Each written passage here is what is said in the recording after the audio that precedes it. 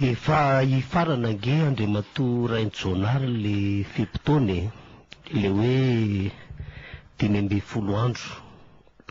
Izay zany zao no andrasany rehetra ny kandida moa zany etsy andaniny ny eo anivon'ny JICM dia miziriziry amin'ny heviny ary mitaky ny fialan'ny kandida telo, ny kandida telo tsy manaiky miala. Dia ngamba dia ho tombanana ho hilatsaka tokoa ty sazy ty Andriamatoa Raintsoanary. Asa raha mba azontsika anaovana karazana anticipation kely na hoe tombatombanana taky ny ahoana moa no mety ho endriky ny sazy hilatsaka zavatra tsy azo ialana tokoa ve taka an'ireny rivo-doza na cyclone ireny ity sazy ty sa mety azo ataony mitsipaka azy. Misaotra anao namany Ismail. Na inona lazaindreo vahiny ireo, izy rehetra mitambatra. Mandainga izy ireo milaza miay ny vahoaka malagasy. Satria zany mantsy ny lazainy hoe ny vahoaka malagasy ihany no sahirana.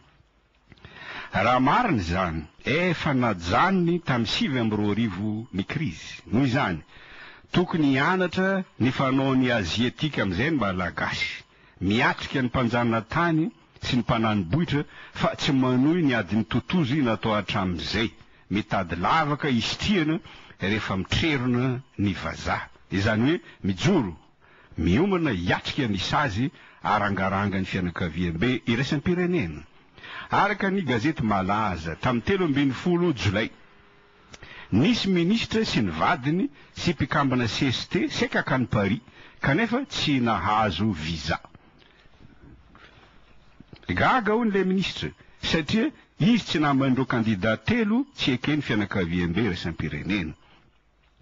Tahaka izao tompoko ny fanazavan'ny François Goldblatt mikasika izany tamin'ny kabary miarantsika nandry. La France, avec tristesse, mais dans le même temps, avec une calme détermination, a décidé, depuis plus d'un mois, de ne plus accueillir sur son sol ceux qui sont à l'origine du blocage du processus électoral. Razan ny teny masovo français, adino nga ministre tsy navela nandeha tany Paris ny fable de La Fontaine na ampianarina antsika taloha tamintsika mbola nolazaina fa hoe ny razabentsika ny Gaulois de nampianarina ny fable de La Fontaine maro anisany Amboadia sy ny ondry, le loup et l'agneau, de ny didiny Besandry. Hoy ny Amboadia tamin'ny ondry, fantatro fa ny teny-dratsy ahy ela tamin'ny taona lasa. De hoy le ondry, comment l'aurais-je fait si je n'étais pas né? Je tête encore ma mère. Si ce n'est pas toi, c'est donc ton frère. Je n'en ai point. C'est donc quelqu'un détient. Il faut que je me venge. Là-dessus, le loup l'emporte et puis le mange sans autre forme de procès. Zany hoe raha dika teny, tsy za hoy le ondry no niteny ratsy anao tamin'ny taona lasa, satria mbola tsy teraka tamin'izany. Raha tsy ela de ndraha lany la. Tsy manan-drahalahy aho, hoy le ondry. Ny avan'lahy ary no niteny ratsy ahy, ka tsy maintsy mamaly faty aho. Teny ho aniny le ondry, ka tsy nisy ady hevitra hafa azo natao. Mikasika ny fanageazana ny vola apetraka ny velany, satria zany koa moa anisan'ny malaza. Misy gazety mampalahelo mpitondra ny tenin'ny vahiny manely tsaho mba ampiorohoro ny malagasy. Lazaindreny gazety mpitondra ny tenin'ny mpanjanatany ireny fa ho hitan'ireo expertny Union Africaine sy ny expert SADC hono ny vola tehirizin'ireo olona ho sazina any ivelany. Lazainy fa ho saziny GAFI izy ireo. Ny GAFI moa dia fanafoizan'ny teny, groupe d'action financière sampandraharaha iraisam-pirenena miady amin'ny famotsiam-bola sy ny sisa. Resaka daholo zany namany Ismael. Tsy ho hitan'ireo expert afrikanina ny ziky na oviena ny vola tehirizina amin'ireny paradis sanketra ireny tondroin'izy zareo hoe PTNC, pays ou territoire non coopératif. Averiko indray ny zavatra nolazaiko mikasika izany tamin'ny 20 Jona. Tsy misoratra arany tompony ny vola tehirizina amin'ireny paradis sanketra ireny fa amin'ny anaran'ny numéro na amin'ny anaran'ny orinasa matoto na ary indrindra amin'ny alalan'ny trust. raha misy olo-tsotra na orinasa manam-bola na manan-karena tsy te iseho ho tompon'izany fananana izany, amin'ny lalàna anglisy misy rafitra iray azony omem-pahefahana hitantana ny fananany toy ny tompony. Trust no anaran'izany rafitra amin'ny lalàna anglisy izany. Rehefa tonga ny fotoana ilany azy, averiny ilay trust amin'ny manontolo ny fananany miaraka amin'ny zanabola. Tsy misy zavatra tahaka izany trust izany ao amin'ny francophonie. Ambonin'izany mihidy vava ka tsy manome renseignement mihitsy ireo lehibe mpitantana any ireny banky any amin'ny paradisa ankehitra ireny, satria ny tsy ambaratelo no fond de commerce ivelomany.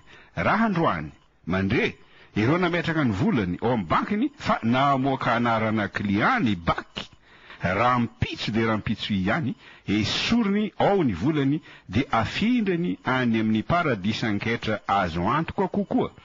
Averiko indray so misy mandika vilana ny zavatra lazaiko, fa raha milaza an'izany aho tsy mankasitraka velively ny fisian'ny paradisa ankehitra, fa milaza fotsiny fa dontandroka no betsaka amin'ny fandrahonana ataony zik. Resabe koa ny GAFI, zany hoe le groupe d'action financière, seho ivelany fotsiny zany GAFI zany entina mamitaka ny olona bado. Raha tsy mino zany ianao, jere fotsiny ny fomba fiasan'ny Bianco sy ny Samifina eto amintsika. Manao kabary zato, manao resaka arivo ny Bianco sy ny Samifina, kanefa ny pirina sy ny sardine ihany no azony, fa jamba, mona, tsy marenina ny Bianco sy ny Samifina eo anatrehan'ny trozona sy ny atsantsa satria tsy te ho faty izy ireo. Antony roa no mahatonga n'ity krizy ity tsisy farany. Antony voalohany, i Madagasikara voahidy ao amin'ny francophonie tontolo mikatona ka tsy afa mivoaka toy ny voalavo tafiditra anaty tonta. Antony faharoa, ireo tompon'andraikitra sivily sy miaramila hatramy mpitondra fivavahana mihevy tena ho ambany sy bado eo anatrehan'ny vazaha sy ny vahiny. Izany no ataoko hoe complexe du colonisé. Raha milaza ny JICM fa tsy mahazo visa mankany ivelany ireo olona saziny, izao tompoko ny tiany lazaina, tsy mahazo mankany Frantsa ianareo. Rehefa tsy afaka mankany Frantsa ny malagasy zatra ny francophonie, de mahatsiaro tena ho mikatona amin'izao tontolo izao. Raha milaza ny JICM fa ho giaziny ny fananany, izao ny tiany lazaina, ho giaziny Frantsa ny fananana roa any Frantsa. I Frantsa ihany mantsy no toerana fa ametrahan'ny olona zatra ny francophonie ny volany sy anamboarany trano. Ampatsiahiviko ny teny nataon'ny ministra frantsay Jean-Pierre Cotte tamin'ny 1979 hoy izy tamin'ireo mpitondra malagasy tam'izany: nahoana ianareo malagasy no mitrosa foana mampidikizo ny firenenareo? Tsy mila mitrosa intsony ianareo raha ampodinareo any Madagasikara ny vola be apetrakareo aty Frantsa.